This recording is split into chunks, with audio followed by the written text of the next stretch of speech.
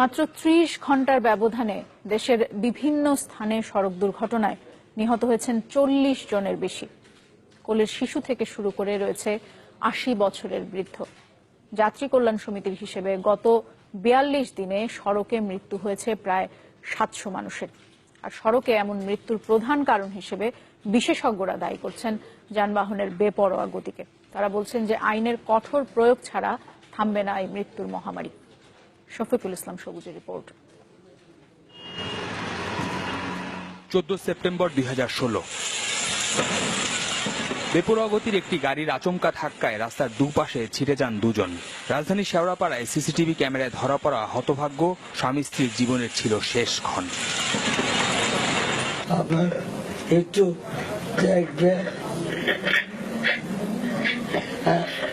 সজোরে মানুষ চাপা দেওয়ার ওই ঘটনায় গুরুতর আহত হন সিটি কর্পোরেশনের পরিচ্ছন্নতা কর্মী আবেদ আলী।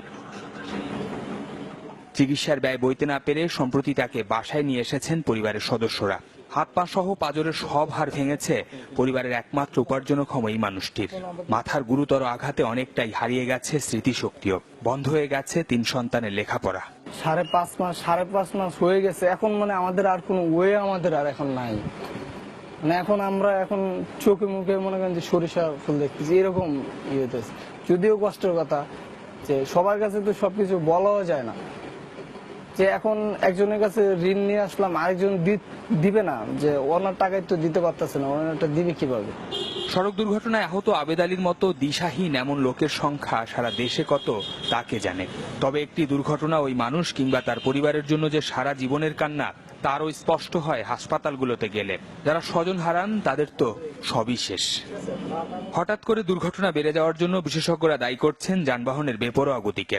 আর তা ঠেকাতে আইনের কঠোর প্রয়োগের কথা বললেন বুয়েটের অ্যাক্সিডেন্ট রিসার্চ ইনস্টিটিউটের এই পরিচালক। তখন শুধু যে আপনি স্পিড লিমিট ক্রস করছেন তা না, আপনি অ্যাক্সিডেন্টের ভয়াবহতা 16 গুণ বাড়িয়ে দিচ্ছেন।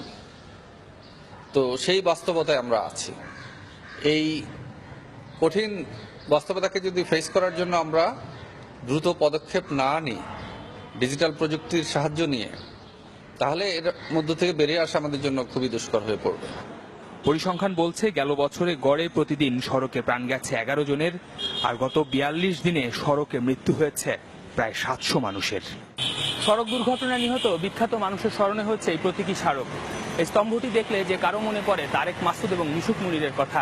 কিন্তু এর বাইরে প্রতিদিন, প্রতিক্ষণে, প্রতি মুহূর্তে কত মানুষের জীবন যে নিভে যাচ্ছে রাজপথে, সে খবর আমরা কজন জানি। তাই সংশ্লিষ্টরা বলছেন রাজপথে যানবাহনের গতি নিয়ন্ত্রণ এবং আইনের যথাযথ কঠোর প্রয়োগ যদি করা যায়, তাহলে হয়তো এই অকাল প্রয়াণ নেভানো সম্ভব বাংলাদেশ থেকে। শফিকুল ইসলাম সবুজ, চ্যানেল 24, ঢাকা।